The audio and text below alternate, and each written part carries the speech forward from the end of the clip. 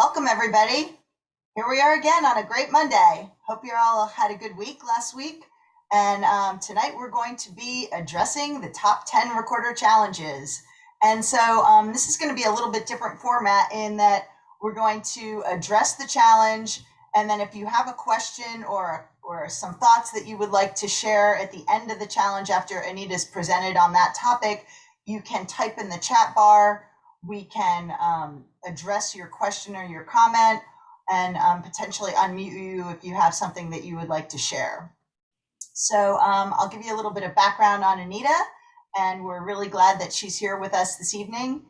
Anita received a bachelor's degree in K-12 music education from Boise State University, master's in K-12 education administration from Northwest Nazarene University, and all 3 ORF certification levels from UNLV.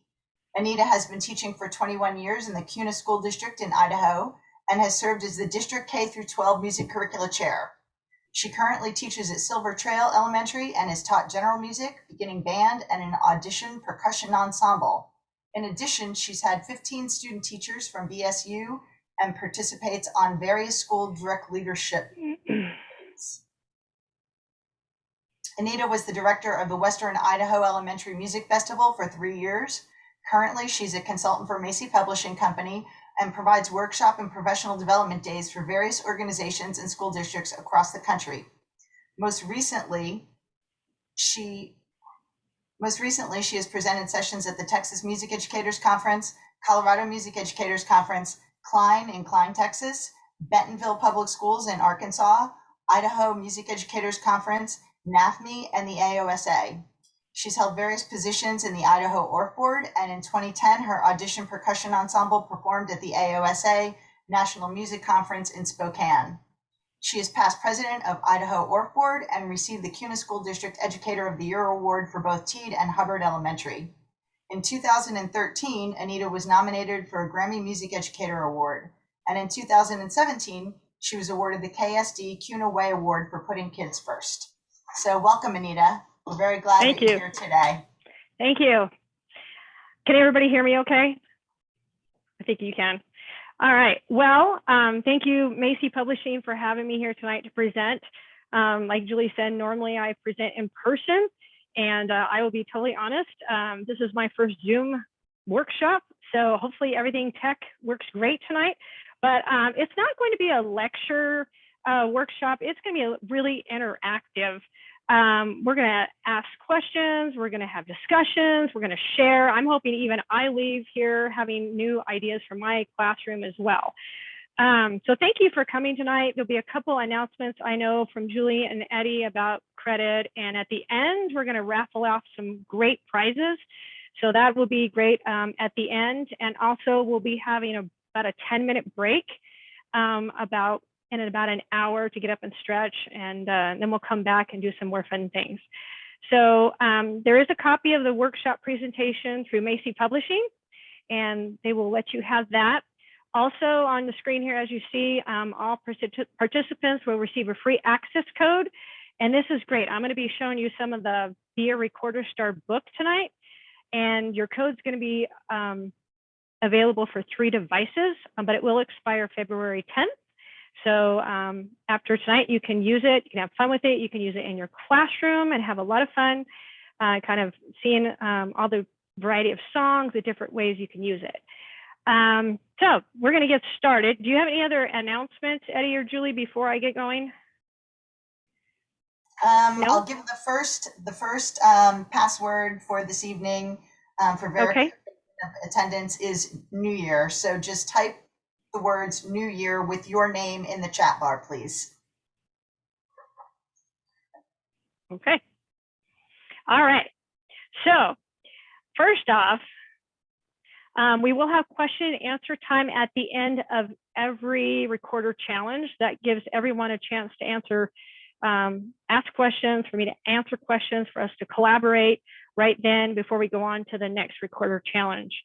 And you can ask your questions in the chat bar.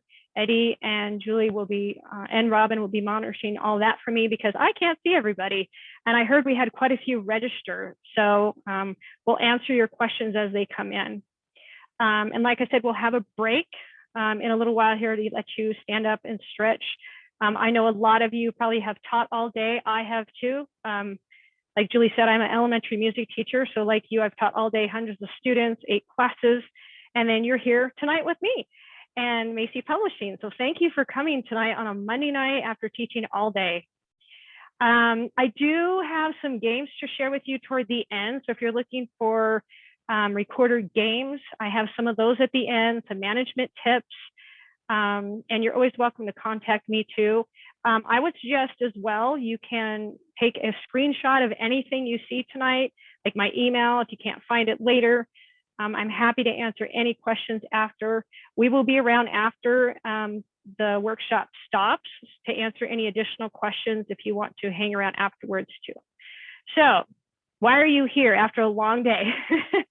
Some of you might feel like this or look like this. I kind of feel like this a little bit, but I'm good. Some of you might have had a little bit of coffee before tonight too. But maybe like you need new ideas on how to teach recorder. Even after 21 years, I am still after a lot of ideas and to even become a better teacher. That's why I love going to workshops and conferences. I'm still learning every day. So we're going to take a poll question really quick.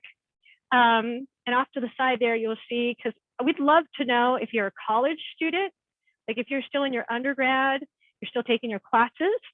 If you're a first or fifth year teacher, if you're a fairly new teacher and you're here, maybe you're a master teacher, you've taught more than 5 years. If you teach elementary general music, if you're a retired teacher, if you're a band director. You're over here spilling on the floor. Anyway, we'd love to have you put your poll answer in the chat box. We can kind of see. I can kind of see the chat box here and there, but I'm looking at it now. I'm running on 2 screens, so I can see what you're seeing, and I'm looking at some of your comments here. Wow, 8 years, fantastic. Jennifer says 8 years, 20 years, K8, pre-K through 8th grade, fantastic. Amy Gunn says 10 years, wow. Emily's 3rd year elementary music, general music, a lot of general music, that's great. 29 years, Lisa B, yeah, wow, that's fantastic. 1st year, welcome. 6th year, 7th year, wow.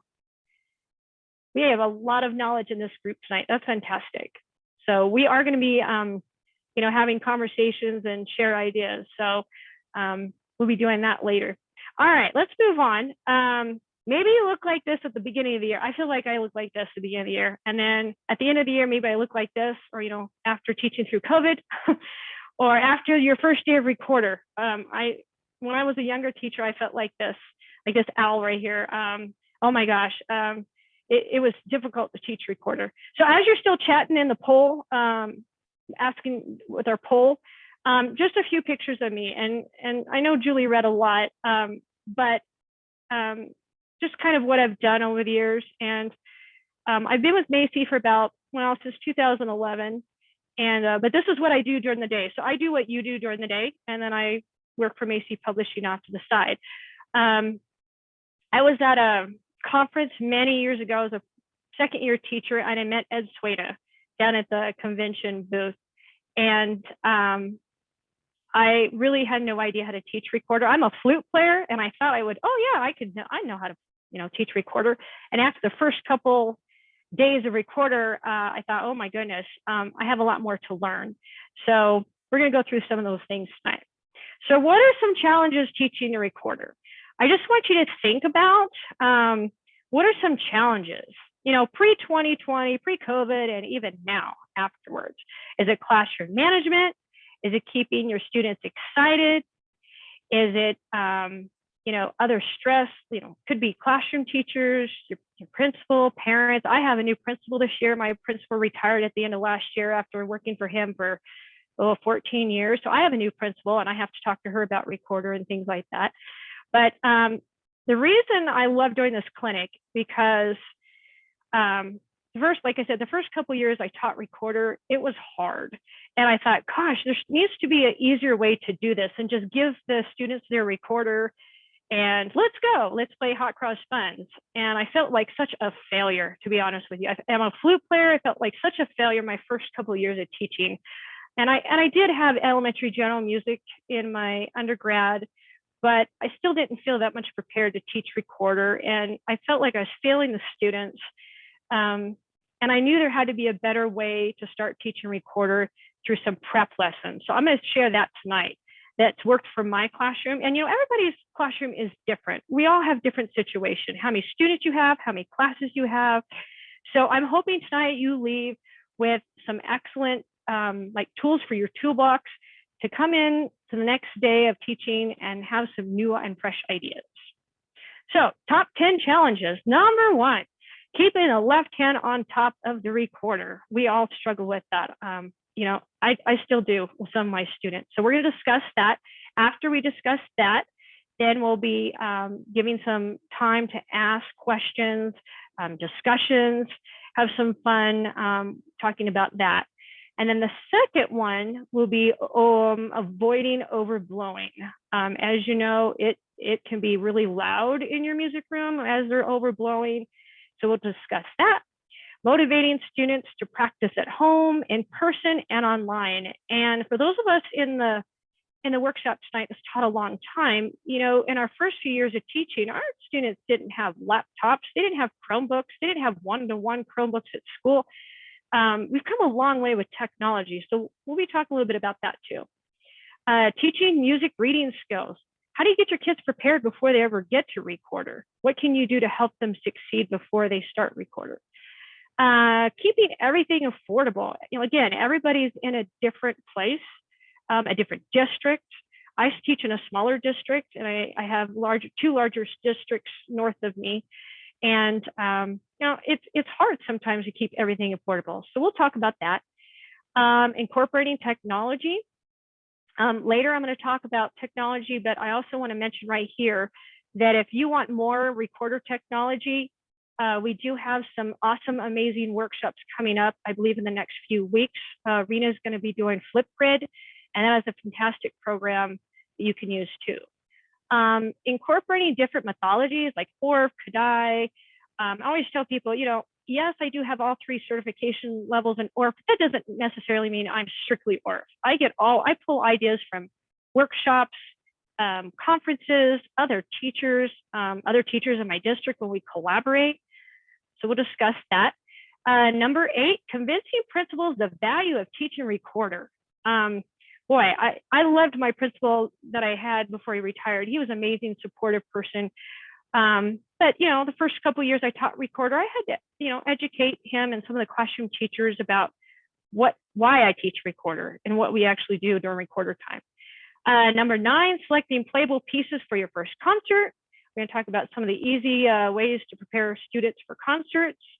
And 10, finding an easy to use motivational reward program. How do you get those students to practice, whether you're doing online things or you're in person? I'm in person right now, just so you know, and our masks are optional, but last year it was completely, masks were required. So everybody's in a different situation there, but we're going to be talking about how to get students motivated. And then we're going to do other ideas, classroom management, recorder games, keeping students excited during that whole unit. Some ideas to work with classroom teachers, parents, and how in the world not enough time to teach recorder. I know back in the day, I taught 30 minutes, and now I teach 40 minutes on a ABC rotation. So I do have a little bit of more time with my students at my newer school, but I've been in the 30 minutes a week, and I know it's hard. All right, so number 1 challenge. This poster came about, and this is not my idea. I wish I knew who came up with this idea. I would totally give them credit. I'm one person that give credit where credit is due. And one of my students made this for me, and it needs updated, but I just can't really take it down. I love it, and a student made it for me. But this is my HATS poster. And so this is these pre-recorder lessons. So I go over this before they ever get their recorder, okay? And we're reviewing the poster and the HATS. What does HATS mean? H, left hand on top. A stands for warm, gentle air. I know a lot of you probably use the hot, steamy window or the little candle on a birthday cake. You don't want to blow out the candle, but you want to make it flicker. Tonguing using to or do, that's depending on your district. and sitting up at the edge of your seat and having good posture. So this is a poster that was in my older room and now is in my newer room. But I go through this with the students before they ever get the recorder. They have it down. And we practice how to sit. And I use, it's time to play recorder. And they know that that's a proper way to sit. I used to teach beginning band too. And for me, it's important for me to teach them really good posture and how to have all that air control and so forth, so they have good sound and it's not sounding nasty right away. The wrong hand on top signal, and I'll teach it to you today. When I'm teaching recorder, and I see a couple students, and my classes are anywhere from 4th grade is probably 26 students. 5th grade runs 30 to some years 34. It's a large class. But when we're playing recorder, and I see a student having the, you're doing this and they're having the wrong hand on top and so forth.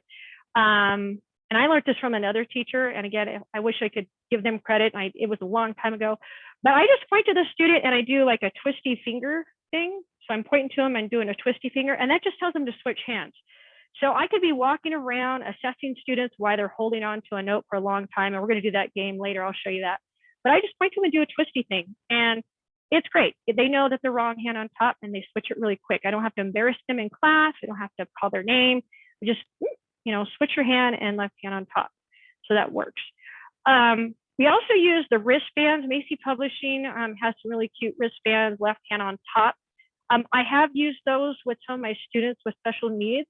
My aides suggested we could use that, and that's helped too. And then also, we also have the adhesive coins on the back, and I don't know if you can see it on my back, my recorder might be there, but it's a little Velcro coin. And I love these. They come with your recorder packages, and it's a little round Velcro dot back there, and you place it on. And it's really helpful because they have a place that they can put their thumb, and it's Velcro, so it's kind of rough. So texture is really good for kids. So they can put their thumb on the back and know where to go, because that sometimes there'll be weird stuff going on there. So a thumb on the back on the adhesive coin has been a great lifesaver for me. All right, keeping your sanity. I always begin playing recorder as early as maybe even 1st grade. Now, I teach recorder in my district. We teach recorder in 4th and 5th grade. We start in 4th grade and we continue in 5th grade. And I know every district's different, every teacher's different, and that's fine. But I start playing recorder when they're young, like 1st and 2nd grade. And I might put 4 like rhythm cards on the board, and I play all of my recorder, and then I choose one to play, and they have to raise their hand and tell me which one they heard me play. Or maybe I have some notes up there, I'm playing G's and E's, but just so they can actually hear what a recorder is supposed to really sound like before they ever start. I have found that to be really successful too. And then again, with my 4th and 5th graders, before we start, and I know a lot of you have already done this, and I'm sure you have, but you're reviewing all your TAs and your TTs, counting and clapping rhythms. In my district, we start teaching how to count rhythms in 3rd grade with numbers, and then teaching your rules and expectations before you start recorder. So I'll go into that a little bit more here in a minute. And then proper, posture and playing position. So here's my prep lessons. We talked about recorder, poster, my hats poster. And I have this posted in my classroom along with all my rules and expectations. I have them posted in my room all times. And I have a lot of teachers, when I present live in a conference, they ask me about my classroom management. So I'm just going to go through that really quick, because that always seems like there's a question. So in my classroom, they enter the room having 10 points. They automatically have their 10 points. So it's their choice to lose points or keep points. If they make good choices, they keep their 10 points. It works toward their free choice music center day. And if they lose points, then they will owe me some time during their free choice day. It's not they won't lose their whole day, but they will owe me some free time minutes. So this is just an example of what's in my classroom. And depending on if you have your students take the recorders home or keep them at school, everybody's just situation's a little different, but you can see how my classroom works and my rules there and how that works. For new teachers in the room, and I know that a lot of teachers already do this, but I always front load before I just distribute anything, and even any activity in my room I do. We always go through rules and expectations. So we will go through this recorder poster before they get the recorder, before we get our recorders out. And I tell my students, you should be so good at explaining the rules for recorder that if we had a new student come in today, you could teach them. You'd be ready to go and help them for me. I did put this little picture in because I have a lot of questions about how I organize recorders. So in my classroom, I have 6 rows of chairs, and then we stack chairs too. We use the room different ways with chairs and no chairs. But this is an example of 6 of my classes. So all my recorders are put in individual little containers there, little slots. So row 1 has the recorders, row 2 has recorders, row 3, and so forth. My student teachers are always interested in that. How do you get recorders passed out quickly and put away quickly? Well, every row in my classroom, every row has a recorder helper. So while the students are doing their warm-up song with me, the recorder helpers are pulling those recorders out, they're putting them under the chairs, and they're ready to go. So when I say it's time to play a recorder, they get their recorders up underneath their chair, they put them on, they put the case underneath the chair, and then we're ready to go. At the end, we put our recorders away, back in the case, and then recorder helpers put them back in the boxes.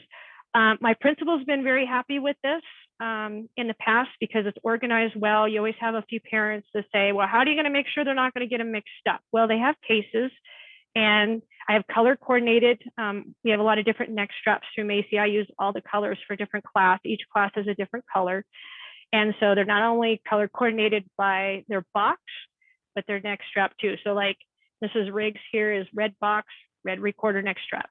So my parents have been pleased with that I am really organized and nothing gets mixed up. And then there's the sample of how I put it on there. And that's a Macy recorder behind there. I think this is going to be in a handout if I remember what Julie said.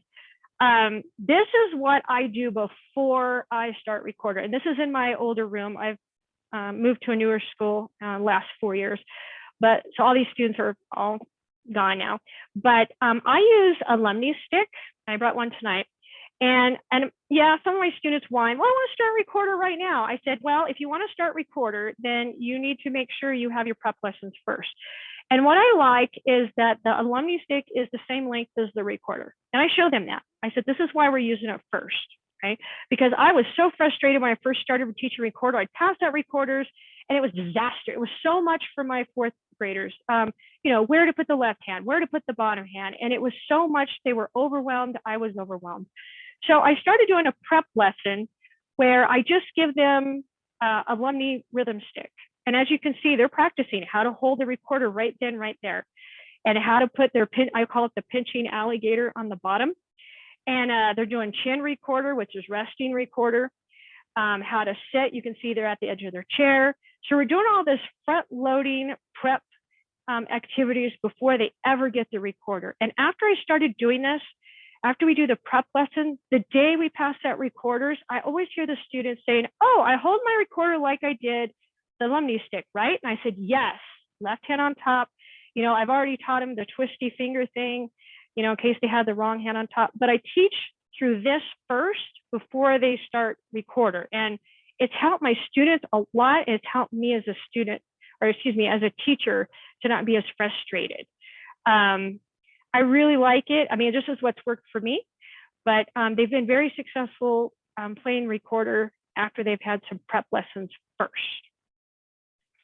All right, let me see here. Do we have any questions up until there? I can't see everybody, but I'll check the chat box. Someone says they say two when we say the rhythm, but some just don't get saying two with their tongue as they blow. Oh, good point. So okay, so my prep lessons, I've done a lot of two, two, two, two, two. I've done like when I do this, the rhythm stick, we can do echo rhythms like that, two, two, two, two, two. And we talk about where's the tongue supposed to be behind the teeth. I found that a lot of my students will want to touch the recorder with their tongue, and then you get some squeaking going on, or they're not pressing down hard enough, that, or they're not, they're doing the, they're doing the fingernail thing and stuff, flat, fleshy fingers. So I do a lot of echo rhythms, 2, 2, 2, 2, 2, any kind of rhythm before they actually play the recorder. John Miller says, I say left is lifted and make them repeat it back to me. Excellent. I'm looking for some questions here. Let's see here. These are good questions. I'm trying to get everybody's. Let me see here. Eddie says, our dad would have them say the syllables as they play. You could just say B, you can even have them sing B-A-G. You can have them sing as well.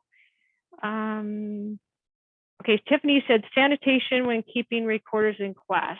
I mentioned my recorder boxes, but I will say in my early years of teaching, I had a 2 boxes in the back of the room. I had a clean box and a dirty box, and those were my classroom recorders. So if a student forgot their recorder, they could use a clean recorder, and it was in the clean box. And on the other part of the side of the room, I had like a red sign that says dirty recorders, and I would have them put their dirty recorder in that box at the end of class.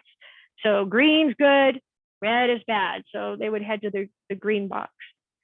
The recorders are in the box. Do they take them home to practice? Yes, they can. It depends on sometimes the year that I'm teaching or my classes. Some classes are more responsible than others, but I've done it both ways. I think a lot depends on the situation. When do you move the right hand up? Oh, good question. Is that alumni stick technique only?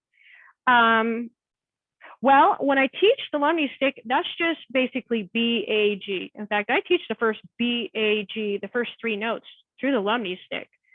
But answering your question, so they're doing my pinching alligator at the bottom.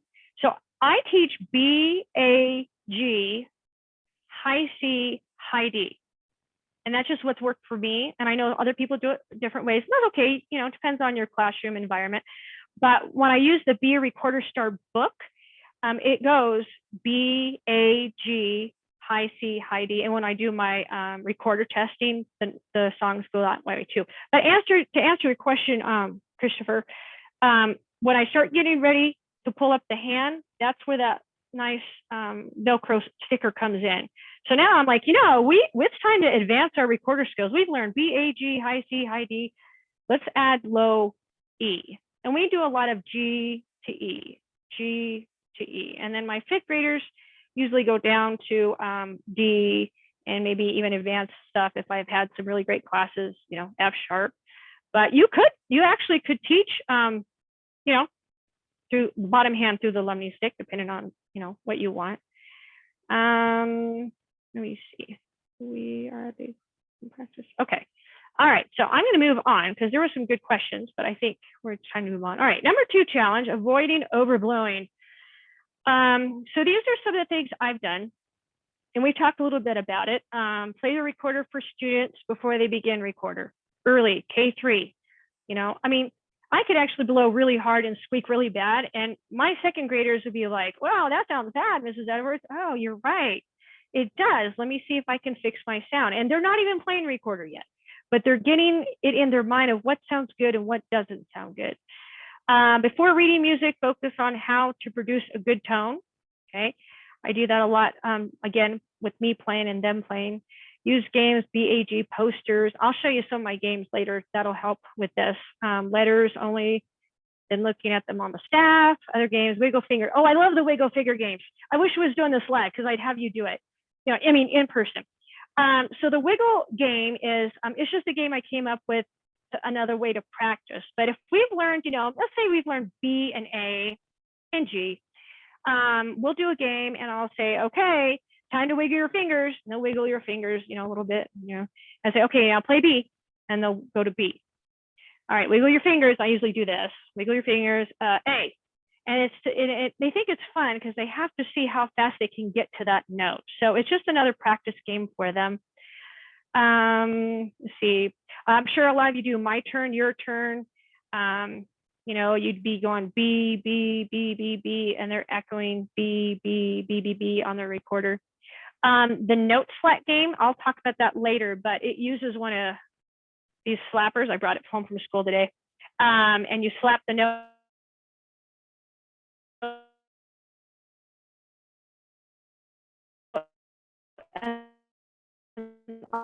on the board.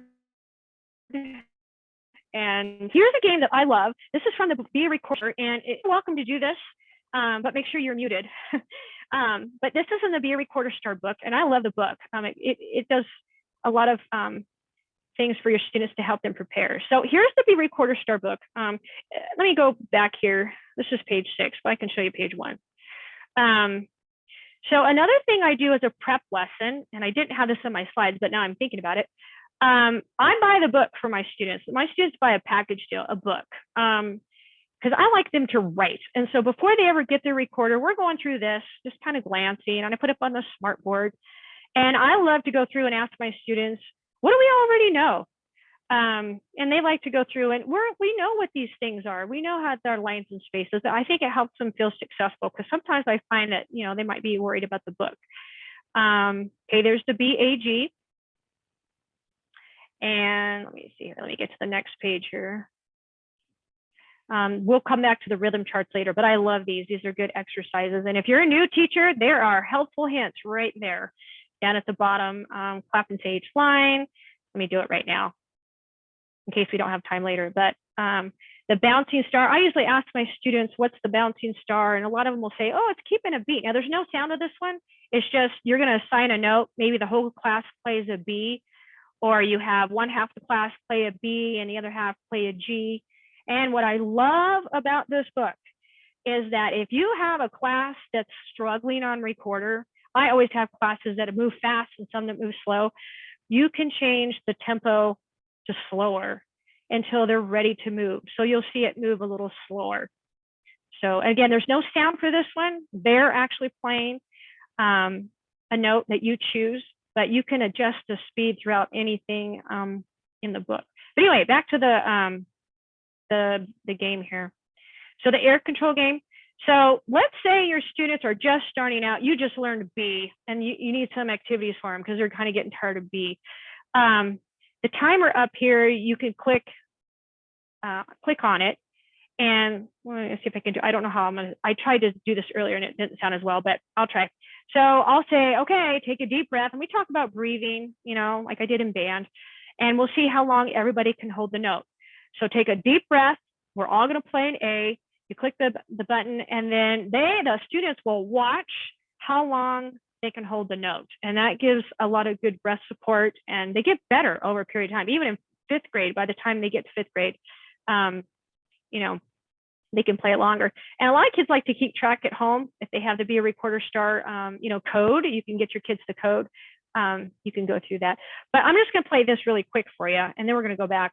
But this is how it would sound. The first song you will play is Hot Cross Buns on page 6. Get ready to play page 6, Hot Cross Buns. I will finger along because you're going to hear it played.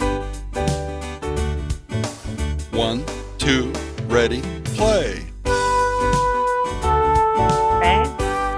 Like our national anthem. Now, let's say you're in the middle of teaching like I was one time, and I'm like, oh my gosh, it's too fast for them. They're struggling. I feel like a failure because I'm like, oh my gosh, what am I going to do? The really cool thing about this is that you can slow it down. So 3 clicks. I usually do 3 clicks, and you'll hear it. The first song you will play is Hot Cross Buns on page 6. Get ready to play page 6, Hot Cross Buns. Okay, so you see it, you hear it a lot slower then. Okay, so anyway, that's some things that you can think about there. Let me get back to my, okay. Let's see. When we were talking about the hold the note game, you know, they want to make sure they make a good sound, and they'll hold it as long. And I tell them, once you run out of air, you're done. You got to sit down. But what I love about this game, they love to play it all the time, but what I love about it as a teacher is it's my time to go around the room and assess. So I'm literally walking around the room between the rows of chairs. I'm doing this for any student that has the wrong hand on top. I'm doing the twisty fingers. And I'm assessing, I'm checking fingers. I can make adjustments. And the game is keeping them busy so that I can do an assessment and check for understanding in that area. I sometimes make mistakes on purpose. I will play hot cross buns. I tell the students, I'm making mistakes on purpose. Raise your hand and tell me what's wrong. And I will, overblow. Oh, and they know, oh, you're not making sure you have your thumb on the back. You're probably touching the recorder top with your tongue. You're not supposed to. You have the wrong hand on top. So that helps a lot too. Let's see here, what else? Problems with the squeaky recorder. We always review that all the time. And if you're a new teacher, the number one things with the squeaky recorder is they're puffing their cheeks. I always tell my students, no puffing cheeks. Don't puff cheeks. Do you see me puffing cheeks? No. Okay, no puffing cheeks. Like I said, the other thing is, no, want to touch the mouthpiece with their tongue and not have their tongue behind their teeth. They're doing the claw going on here. They're not pressing it. They're not flat fingers. They forget the hole in the back, or either they're wanting to hold, they're putting their finger down in one of these holes down here. So I'm really strict. The first few weeks a lot about making sure, all those left hand on top. If you have a student that says, well, why do I have to have left hand on top? And then I just go into, well, we have, left hand on top on clarinet, left hand on top on flute. And I just go through the instruments of the orchestra. I said, this is a real instrument. It's not a toy. You might go to band one year and you can pick up your clarinet and know it's left hand on top. So just some ideas there for you.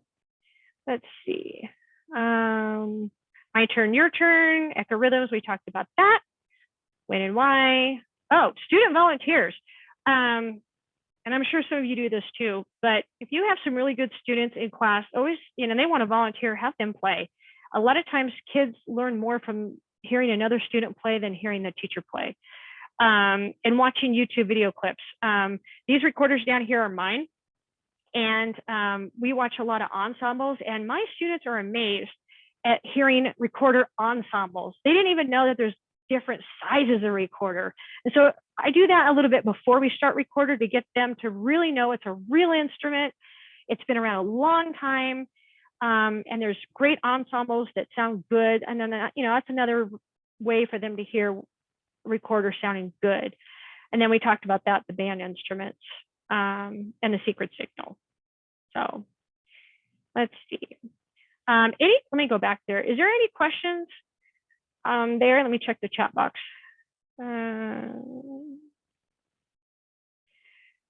I offered free recorders for those people who hadn't received one yet. So okay. Just while you were talking about that. So okay. Typing in their color of choice. Yes, and they do come in many different colors. I've had a lot of teachers in workshops say they get their school colors. Some people prefer the black with a different color neck straps. Oh yes, thank you, Eddie. And if I forgot about this, if you're a winner when you do that air game, there's nice certificates that you can give your students for them to take home and take back to their classroom teacher, and let them say, hey, I won the note challenge that day. Let's see here. Okay. Yes, you do get a recorder from Macy Publishing. Oh, you all like blue, so that's good. Okay, I can see the chat box. So if you're typing in your questions, go ahead because I can see them. All right, testing day activities. How's our time? We got 15 minutes till break. All right, so when I present at a workshop or a conference, or I'm doing a PD day, there's also a lot of people that have questions about testing, and it is hard. When I was a younger teacher, I was so frustrated. I thought, how am I ever going to hear all these students play and give up all this time that I don't have much of? And so I'm going to explain a little bit about how I test. I take one day to test, one music class time to test. If there's a student gone because they're sick, then yes, I'll have them come back at lunch recess and take their assessment, okay? But usually I do one recorder test a month.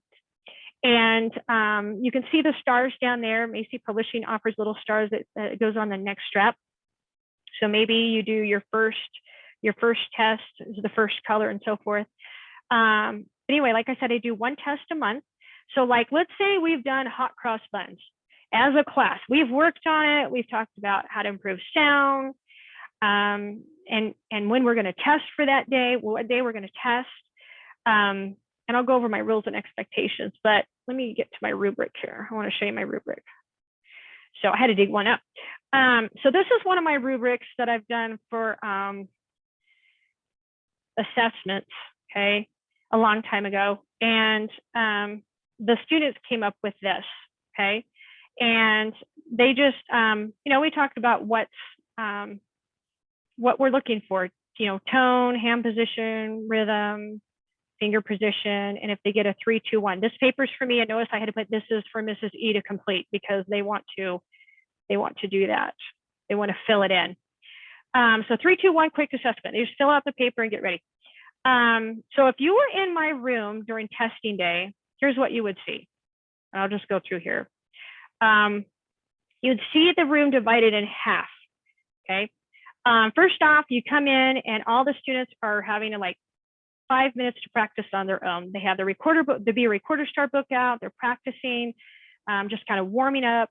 Okay, and after they finish warming up, then they get that half sheet of paper I showed you, put their first and last name on there, their teacher's name, and then they stand in line to test. Okay, but I don't test one student individually. I test usually about 4 to 5 students at a time in front of me. And for me, I can tell who hasn't and who doesn't. Those students that do have it down and they sound great and they've, you know, completed, you know, they've done the 3s on the half sheet of paper that I've given them. They move on, they put the recorder away, they get their little star on their neck strap, okay? And then they put their recorder, after they get done testing, they put their recorder away. And then they're moved to the other side of the room and they're doing a worksheet that has to do with recorder or lines and spaces or something like that, okay? So these are my expectations that my students look at before they get out of their seats. I'm backtracking a little bit here. So how to keep your points. They practice the song on the colored paper. When they're ready, they put that music away. They get in line to test, okay? Half sheet of paper, and then they stand in line to test. Now, I do have a rule that no squeaking on purpose, because I have some students in the past that they will squeak on purpose. You know how your kids do. They get antsy and they're nervous to test. And I always tell them, I said, you know, no matter if I'm giving you a lines and spaces assessment or I'm, you know, giving you a recorder test, it's to help me be a better teacher. You know, nowadays we test our students so much that they no wonder they get nervous. So I tell them this is more for me to let me know how you're doing. Then they take their test, they receive their star, then they write their name on the recorder star board. I have a board in the back of the room that's laminated, and they just write their name, they sign their name. So if, let's say they earn their first recorder star on their neck strap, then they go write their name, put recorder away, and then they do their worksheet. And then they're ready and be on their way. Then they have their game. The Be a Recorder Star book has a lot of fun games in there that my kids use. I see some people in the chat box here. I'm just going to check here. Okay, you're excited about your free recorders. That's good. Okay, so let me show you just one really quick here. So for example, if you're wanting to know what my students would be doing, they can do one of these worksheets out of the Be a Recorder Star book. I do these on the smartboard as a class. I did this when my administrator came in and did a formal evaluation on me. I wanted to show them about music and math. I did it, and got some kudos for that. It was a lot of fun. The kids really liked the music and math. But there's a lot of little worksheets like that in the Be a Recorder Star book, and the kids love doing it. So that's keeping them busy while I'm finishing the rest of the class. But again, I test about 4 to 5 students at a time. And I'm telling my students, stay on task, make good choices, because they don't want to owe free time minutes during free choice day. They're when they do their centers. So, all right. Nope. Let me get back here. Got some weird stuff going on here. All right. And then lights on and off, time to clean up, put your papers away. So. Oh, let me go back. Questions on that? Questions about testing day? Okay. If you think of some later, you're welcome to type them in later. So, but that's how I do my testing day, and I can get it done in one class period. And the students know that we have one class period.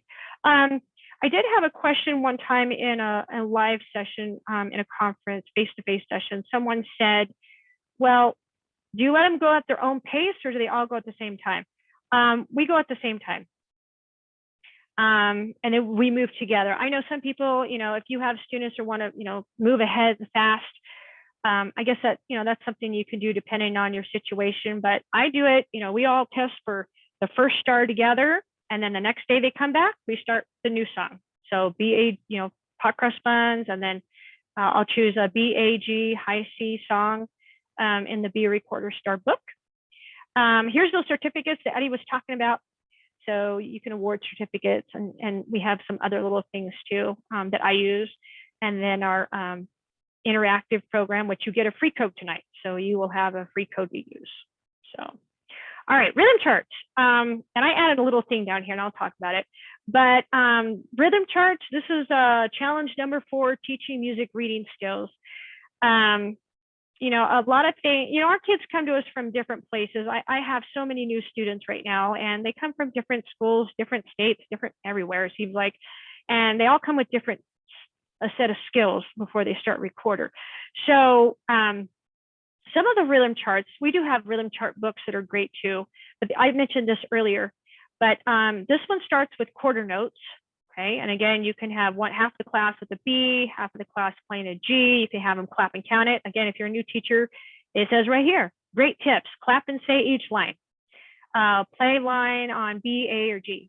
All the bouncing star. And I always ask students, what is the bouncing star doing? And some of them will understand, oh, he's keeping a beat. But other students in my class, they're well, I'm not sure. So, we might even pat to the beat or clap to that star and do that. So, and I have my 3rd graders clap and count these in 3rd grade. Even though my 4th graders play recorder, I pull this book up in 3rd grade and use it. I used it the other day with my 3rd grade because they're learning to clap and count rhythms. So if I'm using it in 3rd grade, by the time they get in 4th grade, they're like, oh, we've seen this before. And, that helps them to be a little more successful then. So, all right, simple rhythms. If you have any questions, type them in the chat box and I'll check here. I do want to mention our Rhythm Pie book. We have Lena Harris, who's also presenting in a couple of weeks. She does a lot of clinics too. And as a teacher, I use her Rhythm Pies book in general music to prep my kids for reading rhythms. And it's a great little book. It'll be like pie, apple, pie, like that. Watermelon, and it's a nice book to prepare my students for recorder. We use them in the younger grades, but it's another way to prepare them. And I know a lot of you probably do the rhythm syllables, the tas and the tts, and the watermelon, apple, which is great. It really is helpful. Let me check box here. Yeah, show what you know. How did you make the Recorder Star board and what do you include on it? Oh, I wish I would have taken a picture. Okay, so it says Recorder Star on the big bulletin board, and like each star on the stars that we put on our neck straps, the ones that you saw earlier, are different colors. So like, let's say number 1 is yellow, or let's say number 1 is white, okay, or yellow, whatever color it is, it's up to you. So let's say our first test, our first star is yellow. So I'll put a yellow piece of construction paper, and with my computer, I put like 30 lines. This is Mr. Blitman's class, this is Mrs. Harris's class, and so and so.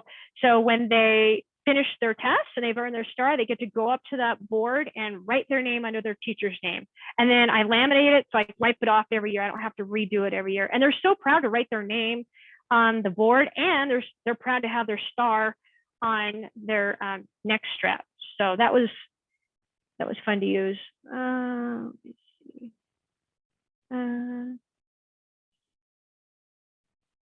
What if students are ready to test before testing day, like advanced students? I know some teachers, again, let the kids do by pacing, but I just have all the students together. For me, that works good. In 5th grade, they're more advanced and they move a little faster in there. Yeah, someone says, I like the paperwork idea. I've always had difficulty keeping students busy with other testing. All right, we have a few minutes here till break. Let me see. Okay. Love to see your rubric again. Okay. I can come back around. I'm happy to stay afterwards too, if you want to take a look at that. I'm happy to send it to you too. The students and I came up with that. I mean, they figured out what they should be tested on. All right, let me double check the time here. I got a few minutes. Challenge 5, keep it affordable, creative funding resources. You know, PTO, PTA are great. I've worked at a school that it was a Title I. I've worked at a school that's not been Title I. And, you know, a lot of times I think it's just educating the non-educators and the parents that you teach every single child in the school, everybody, kindergarten through 5th, kindergarten through 6th, whatever your, school situation is. But, you know, a lot of times I feel like if I just, fill out the PTA form and put reasons why, I teach every single student in the school. And also saying, this is part of my music curriculum. This is my curriculum to teach recorder in 4th and 5th grade. I like using the word curriculum a lot. You got to educate people. Local businesses, I teach in a small town. I've gone to local businesses, not only for recorder, but even doing music programs when I've needed, special things for music programs, they can help. Music, like English as a second language, ESL funds, you're doing a lot of different types of songs in your class, whether it's recorder or, singing that's in different languages and so forth. You can, sometimes that'll help. Grants, my district has received some grants. It's been great. There's always grants out there, a lot of, easy ones to do. And then if you're interested, the prices are down there. Macy Publishing put that in there for you. But I would strongly recommend if you're thinking about, a package deal, call and chat with them. They're really friendly. I've used them a long time. They will put package deals together to help you in your situation. So, yep, here's mine from the tech department. Because the Be a Recorder Star book is it's all online. You can have it online as well as the written book. So your tech department has money as well. So it might be, good to talk to them about that too. All right, how are we doing on time? We got a couple minutes and we're gonna take a break. So questions? Oh, I see something. Do you keep the recorders if, sorry. Let's see here. Do you keep the recorders at school over the summer between 4th and 5th grade? Good question. That's from Lisa B. Good question, Lisa B. When I was a younger teacher, I made the big mistake of letting my 4th graders take the recorders home in the summertime. And guess what happened? They came back to 5th grade. I lost it. I don't know what happened to it. I lost it on vacation. So after a few years of that, I finally said, out of sight, out of mind. So at the end of the year, when things were, rolling down at the end of the year and we had assemblies and all this, and we weren't playing recorder as much, I would just take the recorder boxes and put them in my closet. And if I had a student ask, I said, we're going to keep them safe in the closet over the summer until you get back from 5th grade.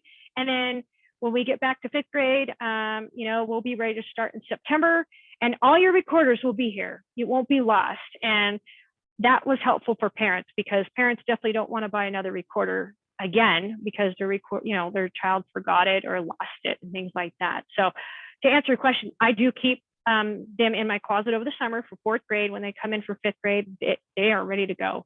When 5th grade's done, they take them home for forever because they're leaving me. They're going to middle school in 6th grade. They don't need to keep them. I don't need to keep them. They need to go home and take those home with them. So What do you do with testing with new children who enroll? Oh, good point.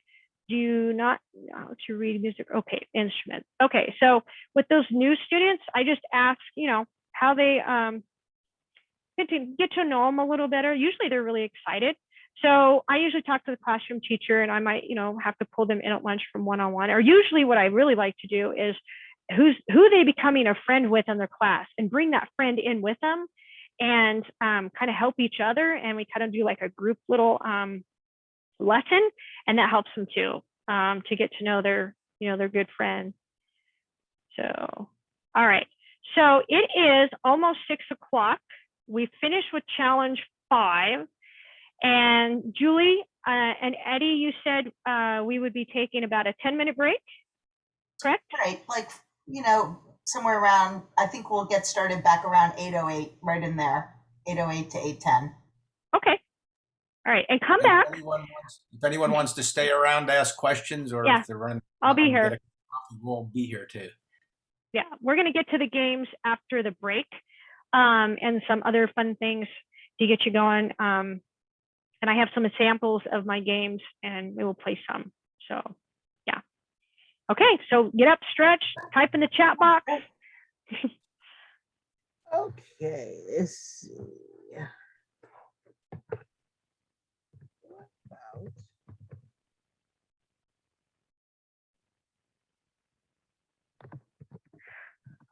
Oh, good point, Eddie, about I forgot about that. We do have a Recorder Star book now in Spanish translation. So that's great.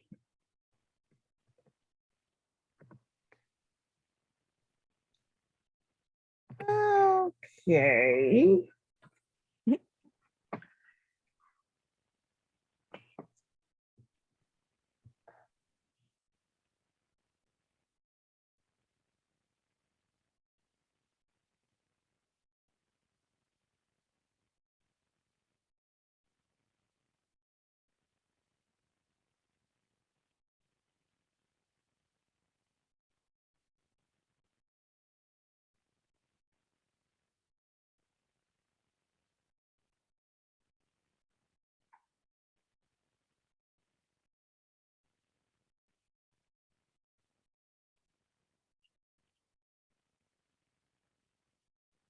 Mhm.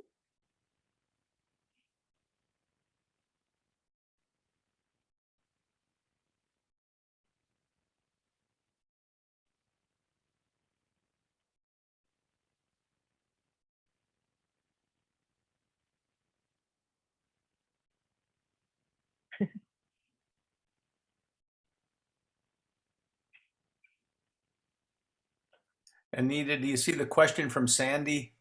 Yes, I just read it. So Sandy, the kid said, my kids are super excited to start Recorder, and by the end of the year, they hate it. Maybe that's a teacher problem, but also they hate the sound and think it's too hard. What do I do? What you do? What is the secret? I'd be curious if you're talking about 4th or 5th grade. 4th grade, my 4th graders are really excited. I think part of the thing about keeping them interested is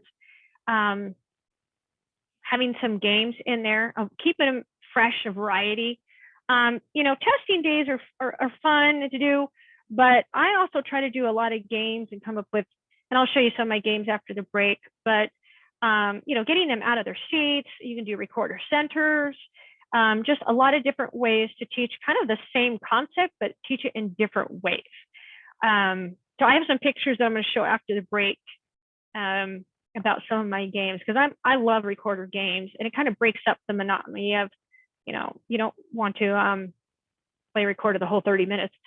My 5th grade, though, to answer your question a little more there, Sandy, my 5th grade, I start them playing recorder again when they come back in 5th grade. So at the end of 4th, I hold on to the recorders in my classroom.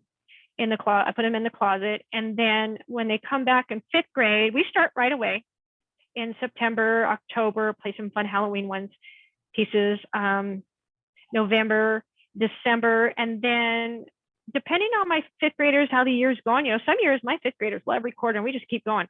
Other years, I've, maybe taken a break, couple months of a break from Recorder, and we do a different unit, and then we come back to it. I know that in the past I've done advanced stars for my 5th grade. So they think of 4th grade as more beginner stars. Maybe we've earned 5 stars on our next strap. And maybe 5th grade, we move into more like difficult songs that are, some of them are in the back of the Be a Recorder Star book. So we've added, low D, maybe F sharp, F. So those more advanced notes. In some years, my 5th grade has been really excited to get more stars on their next strap. So those are the 2 ways that I have found that's worked. Are there any concerns with aerosols because of COVID? Good question, Kimberly. I think to answer your question, I think a lot of it depends on your district and your state. And I'm talking to you about I'm in Idaho, and last year we were required to wear masks. So I didn't do Recorder last year, and we were all in person. We didn't do online things. So I did have to take a break from Recorder last year, unfortunately. But this year, a lot of our elementary music teachers are trying to move forward. And so we have started Recorder. I had a long conversation with my principal, because I do have a new principal this year. And for us, we're moving forward. But again, my state is probably not in the same situation as maybe other states, Becky's. So I think a lot of it just depends on your state and your school and your principal and your district. Right. And Okay, we yeah. recommend also that you can keep the playing at home if you have those kind of restrictions, where you want to adhere to what they're doing, but you can do an awful lot of theory, an awful lot of rhythm reading. You have options with, what Anita was talking about with the Lumi sticks and the clapping and the tapping, and there's all kinds of things that you can do where you keep the playing at home if it's necessary. Yeah. Right. And like They've done a lot of, there's been a lot with band instruments, where they've done a bunch of aerosol studies with that and gone with the individual instruments. I haven't seen anything for Recorder yet.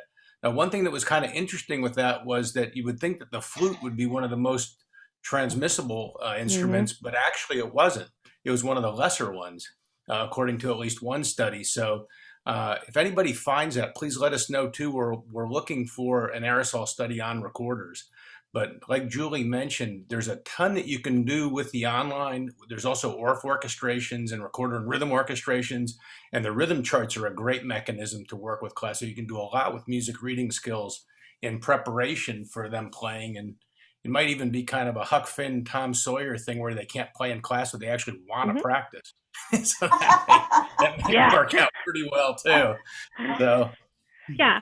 Well, like I said at the beginning, we've come a long way. I mean, when I first started teaching, it was unheard of having students having Chromebooks, and now we're one-on-one to Chromebook. And so, students can have their own code through Macy Publishing, and they can definitely play at home. Let's see, I see some more questions. Going back to the COVID thing, although I know some teachers, and again, this is definitely a discussion with your principal, but I have known some music teachers that have done the mask and the slit in the mask.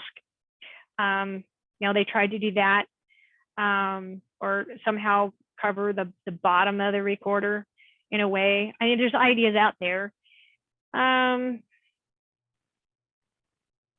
Elementary students aren't blowing hard enough to wear virus on the air stick playing. Yeah, I mean, Recorder is a pretty quiet instrument.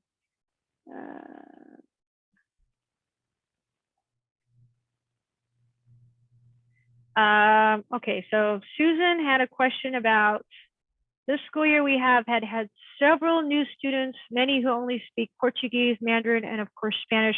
How do you cater to those students in teaching Recorder? That is an excellent question, Susan. I'll be honest with you, I don't have a lot of ideas because my particular school district does not have a lot of students from other countries, although our larger districts here in Idaho, which is Boise School District, has a lot of different students that come in that speak different languages. So I wish I could answer your question. my personal experience in my teaching, I haven't had a lot of students, just Spanish students with, speaking Spanish.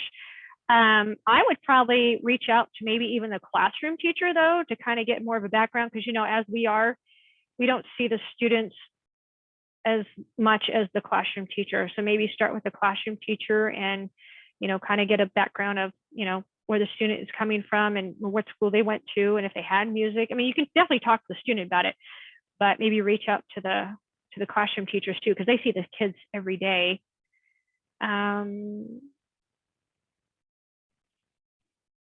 I've never had a second year of recorders. When I taught older elementary before, 5th grade went to strings. Yeah, band, choir. I just sadly did away with that a few years ago, and this is my first year back to older elementary. Yes, I mean, your question, Lisa. When I started recorder, my first school I had was 4th, 5th, and 6th. So we did recorder in 4th and 5th, and then band, orchestra, and choir started in 6th. Now I'm at a K-5 school, and I have my students till 5th grade, and then in 6th grade, when they leave me, they go to 6th grade middle school, and that's when they get band, orchestra, and choir. So yeah, I think a lot of depends on your configuration. But when I did teach band, I taught my own beginning band, so I was recruiting for my own band program. So there were certain things I wanted to cover in recorder before they got to band with me. But yeah, I think a lot has to do with just how your district's configured. But I have found a success in teaching beginning recorder in 4th, and then move into 5th grade doing advanced stars for at least half the year. You're getting excited. Okay, Sandy says, I don't do it in 5th grade because they don't like it. Yeah, I have a 5th grade class this year. 2 of my 5th grade class, I have 3 5th grade classes. 2 is absolutely amazing. They love to sing, they love to participate. My 3rd class, not so much. They're not wild about singing, they'd rather do drumming. So yeah, I think a lot of it depends on, the type of 5th graders you have here. Oh, someone said interpreters. Yeah, you might have interpreters in your school. It's a good idea for the students who are speaking different languages. Some of my kids were having trouble finding the correct holes for their fingers, especially those IEPs with the black recorders. They did not realize they skipped a hole. I put colored paper hole support, yep, on top of 3 holes. Then I could tell them what colors they could be. That's a great idea. That's Mary's idea. Yeah, when I taught even beginning band, even though I taught flute, I'm a flute player, my flute players in 6th grade struggled on, where to put their hands on their fingers on the keys. So I used those little those little white stickers, and actually put a sticker on the flute and tell them where to put their fingers, because you got to skip that one hole there. So that's a good idea. I'm using masks to have a zipper in the front. Okay. Flipgrid. Someone uses Amy Gunn uses Flipgrid. I had to use one. I think our next, Julie, is it next week on Monday night is Rena's Flipgrid clinic? Yes. Okay. Yep, I just How put we doing that on in. time? And Okay. I just gave out the second password. So if you want to go through some more of the challenges and more questions, Okay. that would be great. All right. Yeah, it looks like it's time to get back here. I was answering great questions and thinking about some of those things I could be doing. All right. So challenge, let's see. I think challenge 6. All right. Games, theory assessments, online, be a recorder star. So this is not like classroom. This is like how I've done it with my students on my smartboard. You might have a flat screen TV where our district's moving into those soon. But you can definitely put it up on your smartboard. The free code you're getting tonight, you can try it out in your classroom. And so this is a student coming up to use and reviewing their reading skills and so forth. Again, if your students are one-to-one Chromebooks like mine, you can bring your Chromebooks. They could bring their Chromebooks when they have a substitute when I'm not there, and work on their recorder skills. So there's some pictures there of my students doing it. I've done recorder centers where that's been a center, and like 5 students would be up there working while the other students are divided up around the room. Let's see here. Let's see. Yep, we talked about the Flipgrid one for next week. We talked about, and I showed you some of the Be a Recorder Star book. Oh, here we go. Here's a good example of one of my students working in their Be a Recorder Star book. So when I get my package deals, they have a recorder, a neck strap, you know, the zipper case, the cleaning rod, all that, and then they get a book too. Their student book matches exactly what I'm putting up on the smartboard. Okay, so I've even done it where, you know, maybe this is one of those prep lessons before we get the recorders out, but we will actually, you know, we're practicing writing in our notes. Now, I don't want them to write in their names of their notes forever, because, you know, being a band person, you want them to officially read it, not have to write them in all the time. But, you know, we're talking early 4th grade. They're just still learning how to name notes and then writing in their, you know, counting and clapping and counting and so forth. So I've done, you know, they love the games in the book too. They love the games a lot. All right. Any questions on that? Let me double check the chat box here.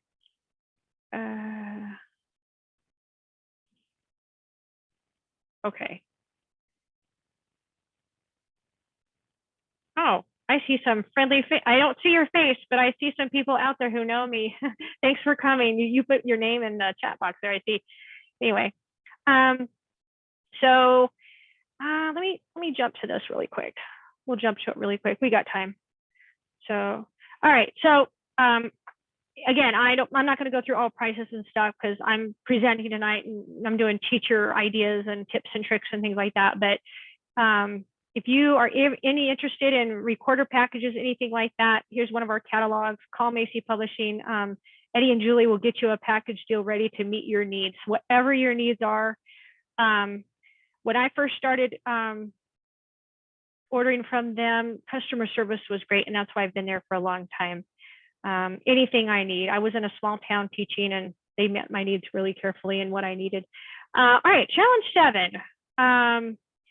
These are some of the ORF books that we have. I do another clinic on these. I love doing this clinic because we actually, when we're presenting in a live person way, we get into groups and we go through the books. They're very easy. These books go with the Be a Recorder Star book. Okay, so let's say you're doing hot cross buns. Okay, this was a question earlier. What else can you do? Because the kids are getting bored. Well, you say you've learned hot cross buns. Now what? Well, in the ORF books, you have an easy ORF arrangement that goes with hot cross buns. And they're really easy. And I always say, you don't need to be ORF certified to use these books. I have that question all the time when I present at a conference. People say, well, I'm not ORF certified. I don't have time to do that or whatever.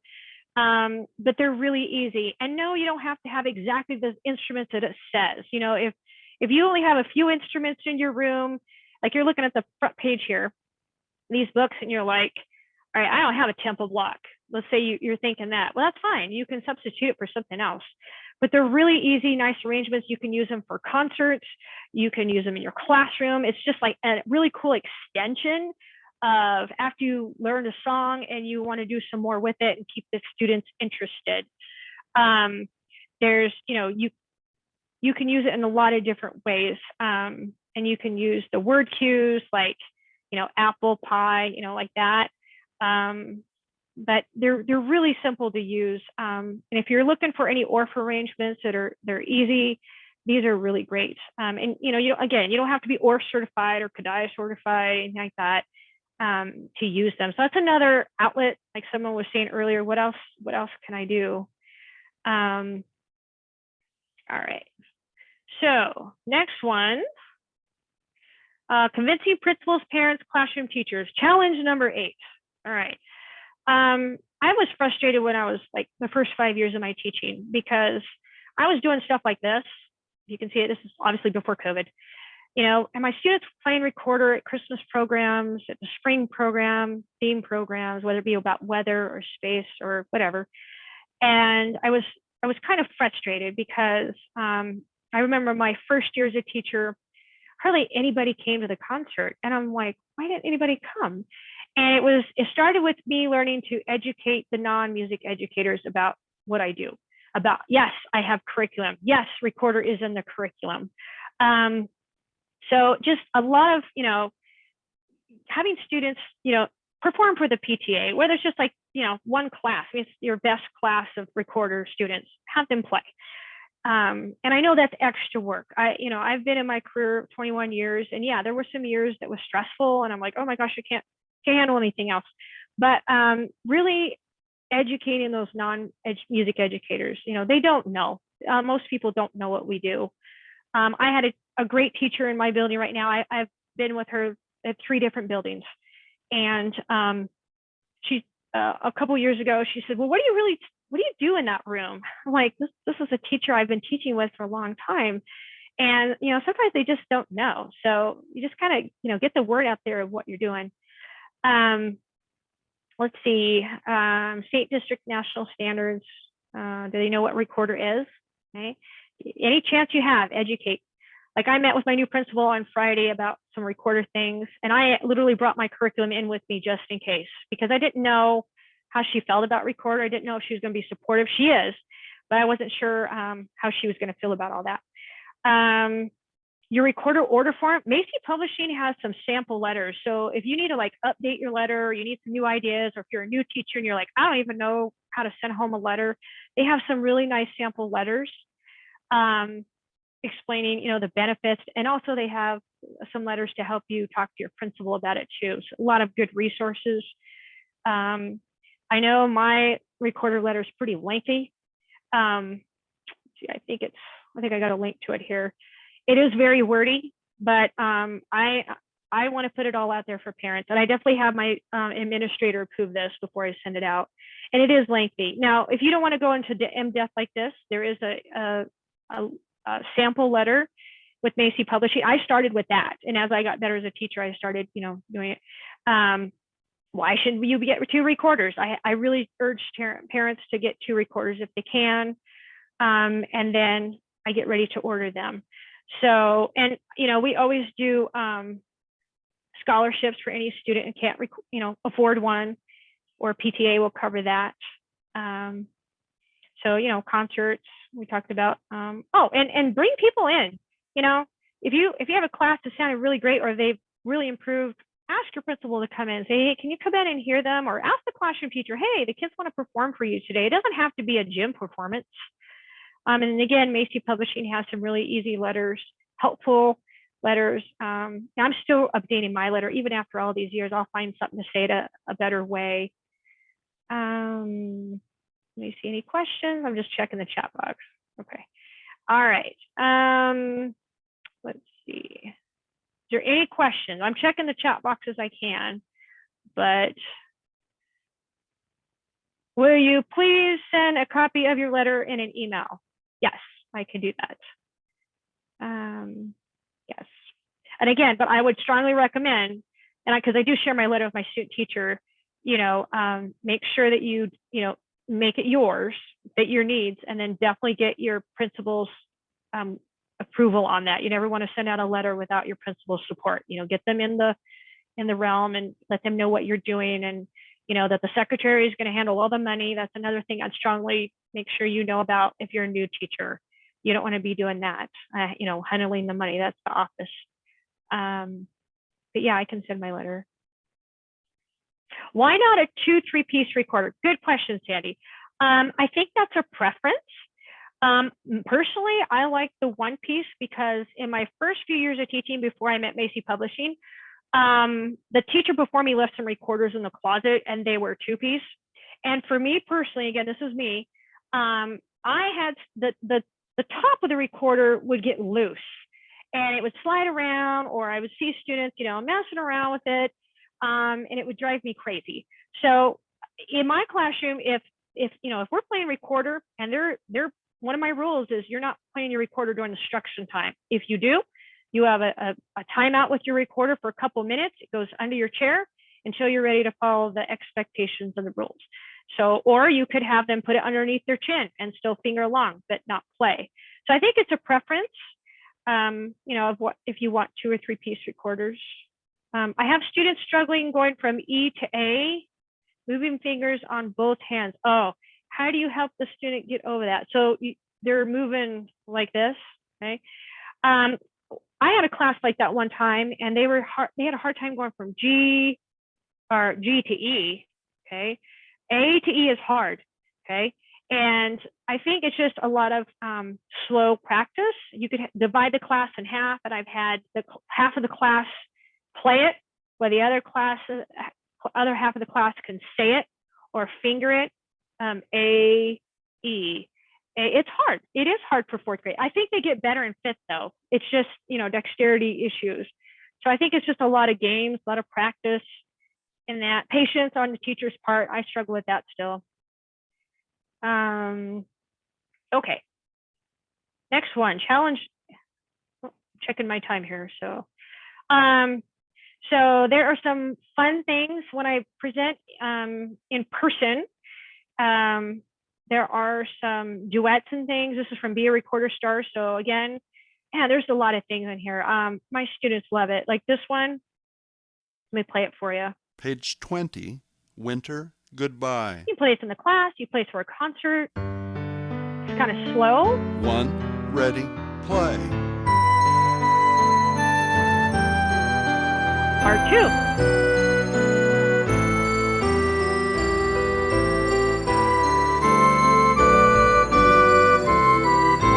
And again, if you're saying, oh my goodness, the students are struggling, that's okay, because they're, first year recorder players.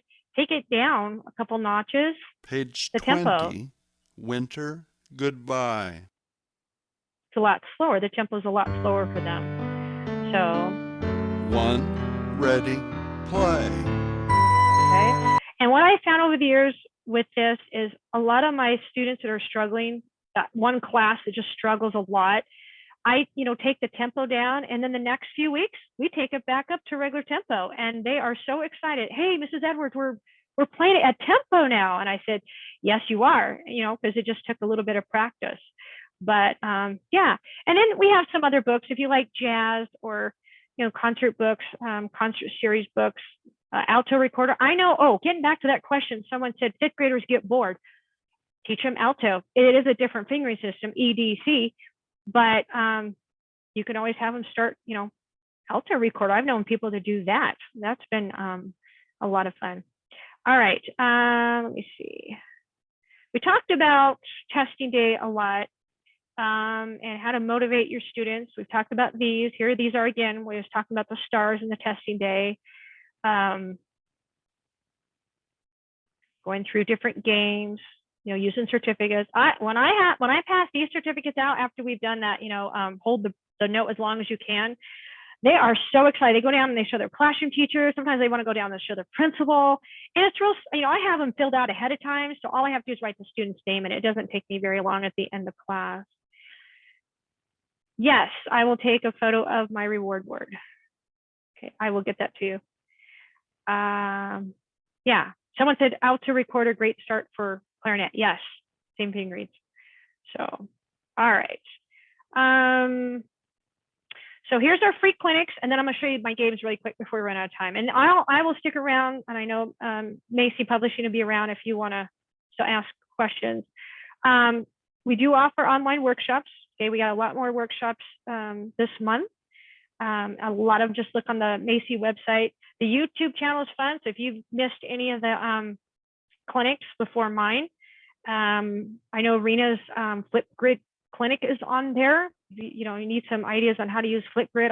I have not used it personally. I've not needed to use it at school, but I've heard it's amazing and easy to use.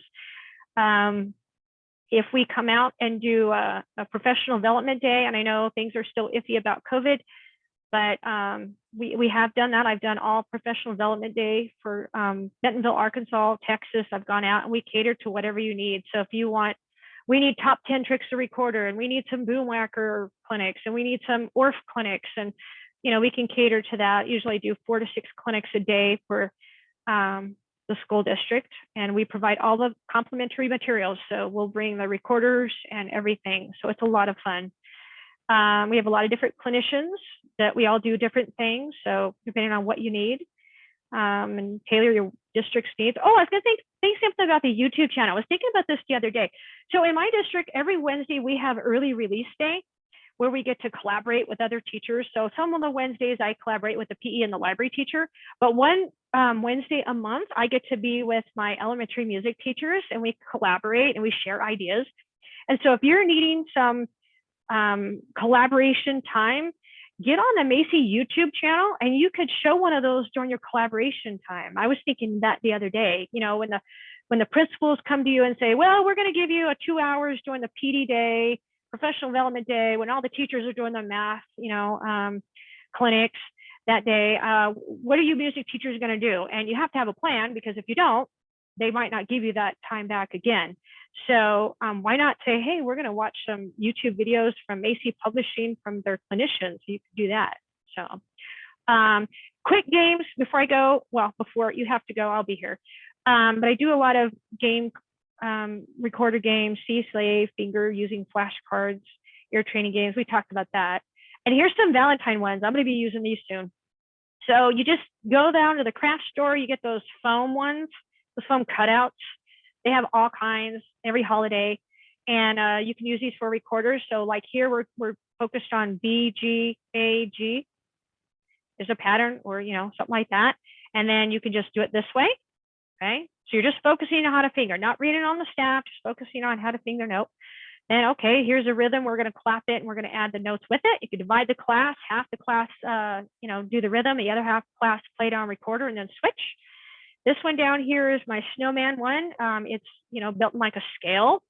And then we're focusing on reading the G, A, and B on the staff. And then we're going to add more of them there. So I've done some of those. You get students into groups. Okay, here's going back to that question of what else do I need to do to keep them excited about recorder. They're getting into groups. Of course, you go over expectations and rules before they get out of their seat, so they know, you know, what they need to do for the day. But you know, here's a pile of notes, and here's a student. One student built their own, you know, composition, simple, and then all their student friends in their group is going to play it. So if I'm in your group and I built this, I'd say 1, 2, ready, go, and I'd point, and maybe just review the notes first, and then have them play it. You know, they can clap it, they can play it, and depending on how you are in your classroom. And then here's some ones with the words like cool, kid, long, bug, or love, bugs, getting late for me, best friends, cool, kid. Okay, you can clap and say those. Again, here's the snowman one that I love. My kids love this. You can do a scale like this, or if you've done ORF levels and you've done recorder to ORF levels, you know, the note stack that you can do too. So good way to review rhythms, different ways. These come from the, you know, dollar store. You can write notes. I've had music centers where they roll the dice, and wherever it lands, that's what they play. Now your kids are already solid on how to finger notes, so they know how to finger it already. They're good at the notes. That's just getting them to practice patterns, right? Here's another one I made, roll the dice for small groups, same concept, but a bigger dice. Here's my note slapping game. I got this at the dollar store, just so you know. And then my student is pointing, and the class are slowly fingering through the notes, okay? And they love to come up and be the teacher and point to the notes. If they want repeated notes, they tap more than once, and they love these. They love coming up and using some of those. So I'm gonna look down here at the chat box, and it is 6:34, but I'm here. It's 6:34 my time. Someone said the YouTube Macy channel I never knew of, so I definitely plan to watch that. Yeah, I watched them the other day because I don't know much about Flipgrid. I was learning about Flipgrid. And we'll be editing these workshops as well, and then posting them up on the YouTube channel. That's going to take a little bit of time. Yeah. But they will be up there as well. And I pretty much, I have everybody's information. I'm still looking for Joran's information. If he could just put his information or in the chat bar, that would be great. I don't have your school information and want to make sure that you get certification for credit on this. All right, someone's asking for my email, so I'm going to type it in the chat box. Great. I'll give you my school and my home. Some people like school. I don't mind you emailing me at school. Yeah, there we go. Okay. I have quick question. If if I subscribe for Be a Recorder Star, can I download the tracks because we have outdoor concerts? Is it possible? I want to use the instrumental track for the performance track. All Right, this, that yeah. would be provided separately, the performance track. If you have a subscription to the online, yes. you can get that without the announcements and the melody line on it separately, and we would provide that to you. Okay, okay. Thank you. You mean, is this for free or I need to pay for this? No, you wouldn't need to pay for that. As long as you have a subscription, we'll give it to you. Thank you a lot. Thank you. Okay. And then I did want to announce our 2 winners this evening. Mhm. And these 2 people ended up receiving, they will receive 50 online student codes to try the online with their students, and a teacher license that is valid till the end of this school year. Zalika, did I say that right? Zalika. And then also Marcus Neal. Woohoo! There you go. You can talk now, Marcus. Zalika, that's great. Thank you. Thank you. That's awesome. And then does anybody have any other questions at all that they would like to ask Anita? You can type in the chat bar. Since we're wrapping it up, if you want to unmute yourself, that's certainly an option as well. And we really want to thank you all for coming also. And thank you, Anita. We appreciate all Thank your you. hard work. Thanks. And you'll be receiving a copy of her presentation as well. Thank you, Anita. Yeah, And it I'll was just fun. put our email address and both our phone number in the chat bar as well. And we encourage you, just give us a call. Use this as a resource. If you like quotes, if you have questions, if there's anything we can do to be of help, please give us a holler. We're here for you. Absolutely. Yeah, I'll put my info one more time. I still have people asking. So I think I accidentally sent it just to one person. So let me put it in one time. One of my past students who's now going to school to be a music teacher, music educator, she's the one that was typing in the chat box, and I only replied to her. Sorry. Sorry, guys. So let me type it in here. It was 2007 at gmail.com. Okay, there's my info for everybody. There you go. Sorry, I only replied to one person. So. And Caitlin, I will need your information as well. I don't have yours either. If you could type it in the chat bar. Where do you go to get the subscription? You can just email Eddie. info, Eddie info at answered it. Macy Publishing, and we'll be happy to help you with that. We can give you a quote, but you do have a 30-day free trial right now if you need it. Right. If you just go to the bearecorderstar.com website and you plug in that code that we gave you, that's going to give you 30-day access so you can try it with your class. If anybody wants to get codes for their students for that 30 days, give us a call and we'll send you a student code so the kids can use it at home as well.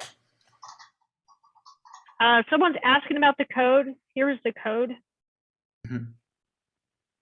That was pretty quick, Anita. That was good.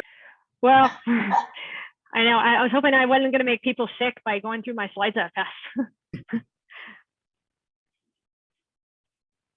So. And you'll see it's really, I'm sorry, go ahead. No, I was just going to say I appreciate everybody coming, especially if you've taught all day long and it's Monday. I appreciate you coming. I hope, I hope it's valuable information. I try to answer as many questions as I could. So, but you can email me or Macy. We're happy to continue answering questions. So, yeah. There's the code. You can take a screenshot. I'm sorry.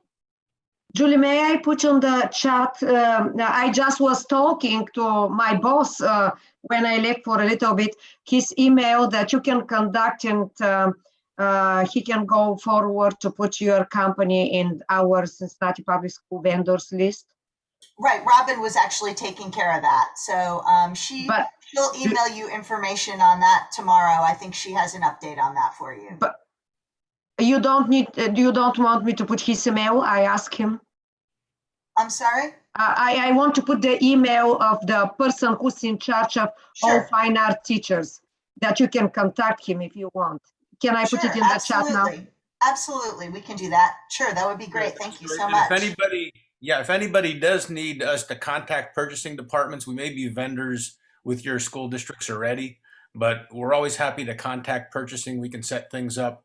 And we're super happy to also to contact the music supervisors if they want to arrange for professional development. That works out great too.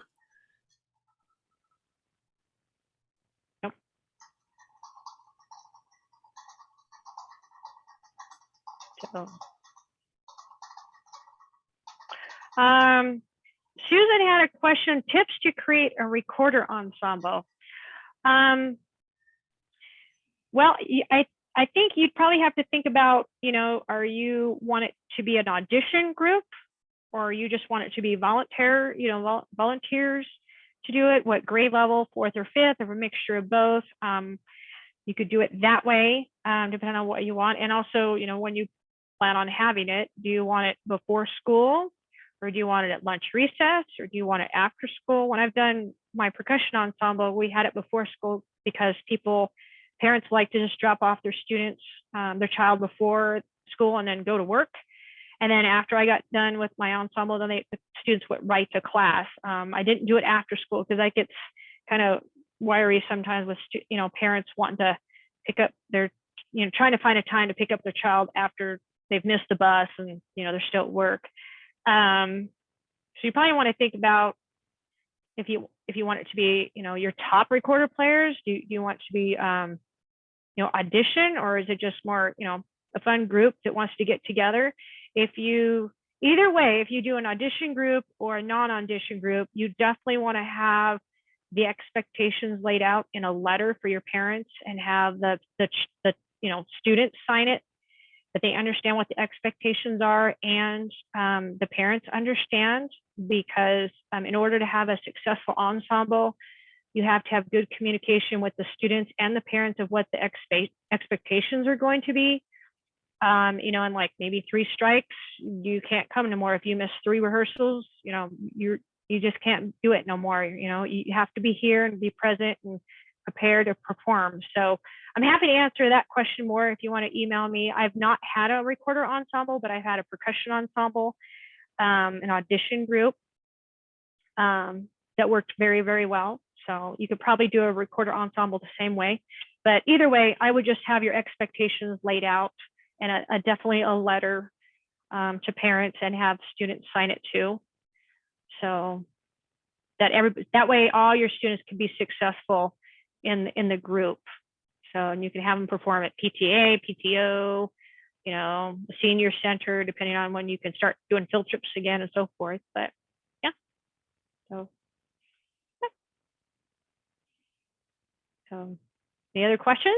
I was going to say on the ensemble front too, we have some duets and trios and altos. Yes. So that and that's a little bit of a trick, but what we do is with the alto part, we transpose it so you can use soprano. Yes, I forgot that. Well, so you have that option. If you're a purist and you want to teach them the transposition, you can do it, but that can be a little bit difficult. But you do have the option of using the soprano fingerings for the alto, and we have both an alto, a duet book for that, and a trio book as well. And those make great first-year performance pieces as well. Yes, thanks for mentioning that, Eddie. I totally forgot. My brain is, after teaching all day, it's getting mushy. There's a lot cooking. Yeah, there's a lot to think about. So yes, those books are good too. I forgot about those. So yeah. So yep. But I see some familiar faces out there. Mr. Conti's on. And Caitlin's on. One of my past student teachers is on. Yeah. Looks like from school even. Working late. Yeah, I really appreciate everybody coming, and I hope it was helpful and useful, and just email me if you have any questions about anything I didn't cover. I went too fast. I've been talking fast all day to school. School today was a little bit crazy. But I'm always happy to answer questions. And I actually got some ideas tonight for my classroom. So those of you who are typing in the chat box, I have some ideas to go back to my room. So that's good too. So, but yeah. So.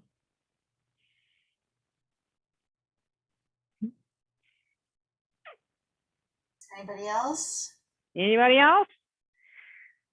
It's a Monday. I know. It is a Comments, Monday. questions, plans for the week? Anybody have good plans? I don't know. There's still 21 people on. I think they're Really? lying. I'm not sure. Yeah. That was the last page of my PowerPoint, people. Nobody wants to leave the party. I do other clinics, but that's gonna be another time. So, yeah. And Caitlin, this is for you. When you're out and you're starting a recorder program, think about, I can send you that recorder rationale information. I think that would be helpful for you. To share that information. It talks about the importance of recorder, the ability to learn very quickly and gather, music reading skills pretty fast and prepping for a band instrument and all of that. And it also references studies, where, your math scores are higher, your verbal scores are higher if you're involved in music. So, that might be a really good thing. We can send that over to you. Yeah, please do, because I could give these resources to my fundamentals of elementary music education class right now.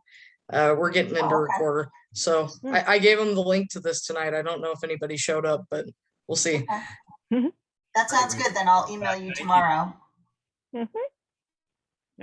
Yeah, please do.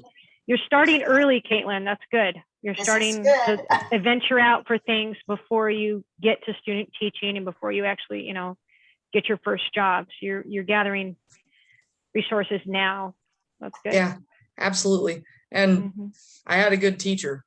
not to butter her up, but I had a good teacher. It's nice. Long time ago. Oh, yeah. My recorder book's in my bag right now. That's good. Hey, Caitlin, real quick. When you were in 4th grade, if you remember back when, did you enjoy recorder? When you learned to play recorder? What did you like best about it? What did you like best about it? If you can remember back when. Actually, I can. I actually liked that I could pick up an instrument and just learn how to play, because for me it was really cool to be able to get these opportunities that people like me usually don't get because of either disabilities or something else. But it was a really great opportunity, and it was kind of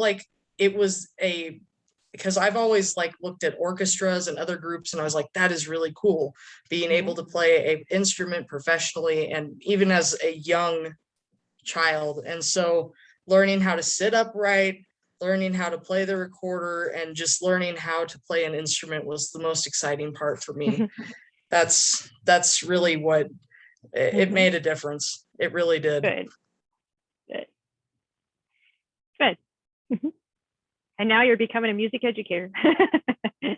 Yeah. And that's great. It's worth every second. Yeah. So it's work, but it'll be worth it. So, yeah. Hey, so nothing easy is worth doing. No. So any other questions for Macy Publishing, for me? Our dad used to say that if you're not having fun, you're not doing it right. And I think there's a lot to that. It should be enjoyable. Doesn't mean there's not challenges. It doesn't mean that it doesn't require a little bit of work. But if you're not having a good time, what you're doing, that's that. And that's if the kids are enjoying it, they're going to learn better than if they aren't. So basically, comes down to. Absolutely. Yeah.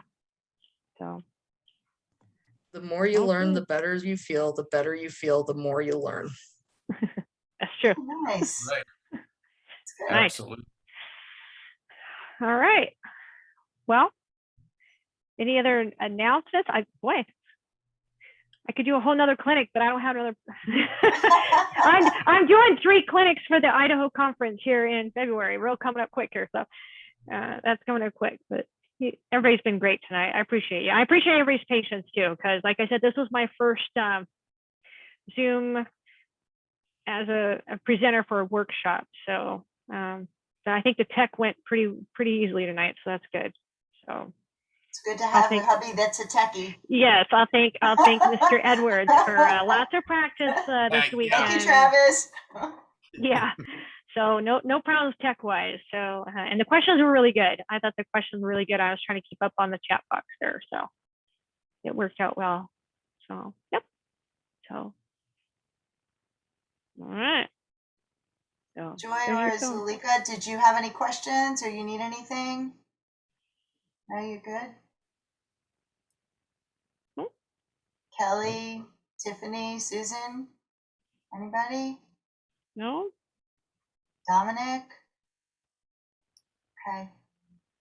Yeah, I guess we're about to conclude our programming day. Yeah. Okay, Yeah. and if you think of anything, you can always email us after the fact. That would be great. Thanks again for coming. We really appreciate it. We appreciate everyone Really, being here. And Thank you very thanks much. again, Anita, for a great session. Hey, thank you. Thank you Good for job. having me. It was fun. It was Okay. fun. We'll chat. Everybody, well.